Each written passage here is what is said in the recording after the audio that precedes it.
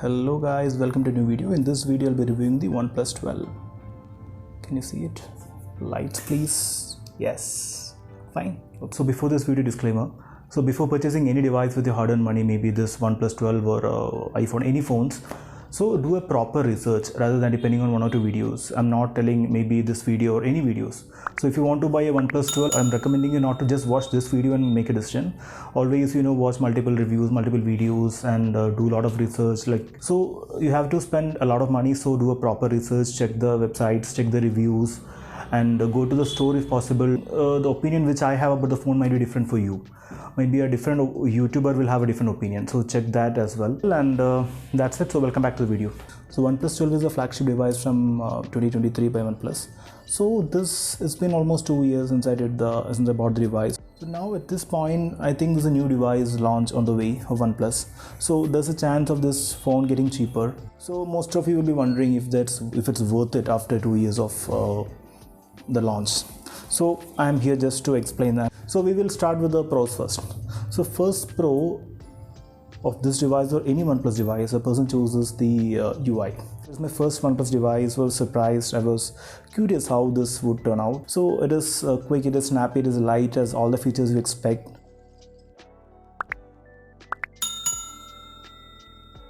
So I'm impressed with the UI. Second thing is the design and build quality. So design, build quality, and the look, the feel of the phone in hand feel is top notch. It is truly flagship level. So there are 3 color options for this device.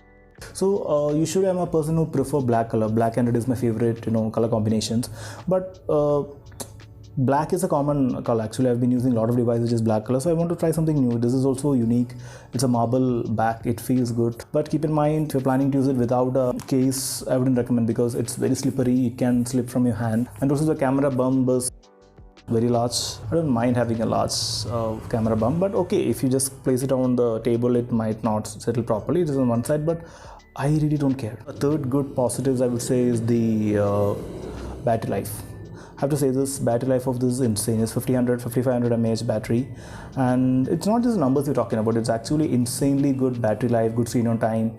And I remember I have days, crazy tough days, which I had this device with me. I'm using it for maps, for calls, for all this stuff, cameras, occasion, and still it lasted me. The best device I used in terms of battery life. Also, one more thing which aspect which I feel is the reason for a good battery life is that here the Snapdragon 8 Gen 3, the chipset which powers this, is not overpowered or not overclocked.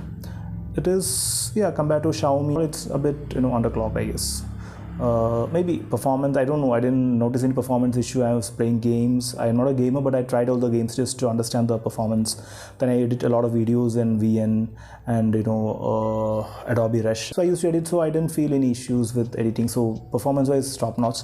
Plus by default it comes in a normal performance mode. If you want, you can switch to high performance mode, which will give you some extra power. I seriously didn't had situations where I have to switch to that power mode, because the default power mode was actually impressive and does the work for me. So coming to that Snapdragon 8 Gen 3, the performance is what you can expect from Snapdragon 8 Gen 3.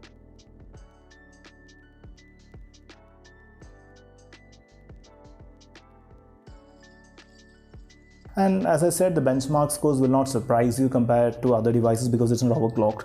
But I seriously don't care, because I was getting the performance I wanted from a flagship, so I was happy with it. Then what else? Display. So another one good positive of this phone is display. See, display is like now almost all the flagship. It has all the good numbers you can expect. 120 Hz, 2K display, which by default is turned off. In real life, I've used it in all the conditions, like extreme sunlight visibility was actually good. I didn't have an issue. Plus one actually good feature which I didn't see in other devices, in the flagship at least, is the visibility in low light. Okay, because it has a very low brightness mode. Okay, it is there in other devices as well, but it's got a high PWM dimming. Basically, it's actually good for your eyes if you watch a lot of contents in low light. But still, I'm not recommending to watch or to scroll your phone during low light, but still if you're doing that, this would be a better choice actually, because it would protect your eyes compared to the devices because of their high numbers. So that is something which I thought was different from other devices. Then another feature is speaker. It has got stereo speakers. That is okay, flagship is expected, not a big thing, and speakers are actually good. And I don't use speaker much. I mostly use my TWS or IEMs for listening to music, but rare situations if I don't find my headphones, I'll use speakers. It gives a decent depth and all this kind of all what you expect from a flagship. Then comes the camera. Actually, OnePlus has improved a lot in this model, OnePlus 12 from OnePlus 11. So OnePlus 11 is also a good camera, don't get me wrong, but the improvement from OnePlus 11 to 12 is actually amazing, and from 12 to 13 is not that great what I've seen in the reviews. And this device is actually a really good camera phone, and my top priority is camera, and I was considering this one and the X100 for the cameras, and X100 obviously is miles ahead because you cannot compare any. That's one of the best cameras right now, and we have the Samsungs, you have the Xiaomi's, you have the Apple. So if you compare with those flagships, I don't think it will match up with that, but I'm saying don't compare, just use it. Even after 2 years, I'm still happy with this. I don't find an issue. Good sensor. 3 sensors are good. Ultra wide is good. Main sensor is good. Then telephoto is also good. Up to 120x zoom it can go.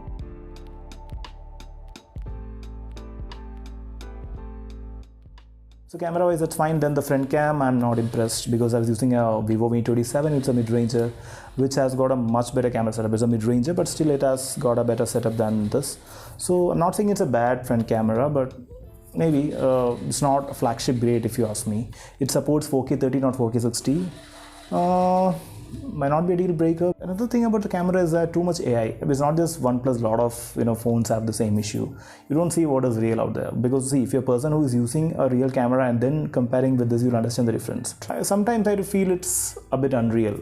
Sometimes I shoot in pro mode just to get the real the real colors, real stuff, and then edit it, take in raw pictures.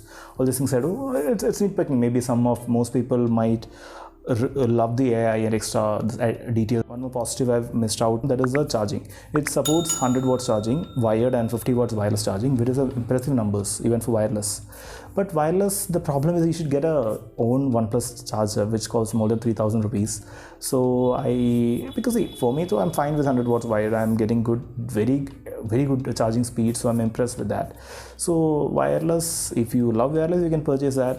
There's an option, like there's an option available. That's a good thing to have it. Then AI features are also good. I love the AI features. It's getting updated with each and every update, so that's actually good. So features which was launched for OnePlus 13 is still available in 12, so which is good. So the negatives we'll talk about. In that, I would say lack of IP rating. So it's a flagship device, so I don't see a reason why not to include that, because it's not a cheap device. It is costing around 70,000 for 512GB, which I bought. It is always good to have as a peace of mind. So right now, if you see latest flagship support IP68 and 69. One negative is that 4K recording, I don't think it's a negative. Should I say it is a negative? Because I bought a 512GB storage device. I thought it was very high, and I started recording a lot of videos in 4K. In months, the storage started getting filled up. Now my storage is hardly 8 GB. Since last 6 months I'm recording in full HD 60 because of the high storage size. So now hardly 8-10 GB is left in 512GB. That is, I can't say negative, because when you have quality you will have extra. It's a price for that, right? So maybe I can't say it's a negative, but just mentioning that if you choose to record a lot of videos in 4K, just go for 512GB.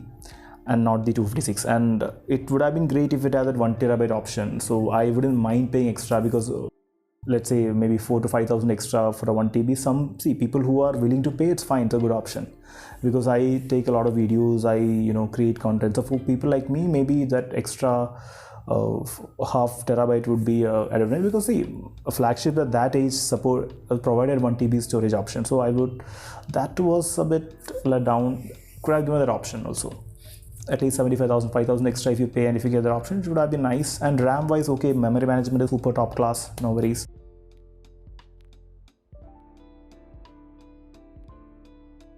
I hope this video made sense to you. It helped you with taking a decision and to go for this OnePlus 12 or a new device. I didn't use a OnePlus 13, but comparison I've seen a lot of videos comparing that. So I think the camera by performance, I don't think it's a huge jump in this compared to this to that. And second thing is that this is a curved display, that's a flat display.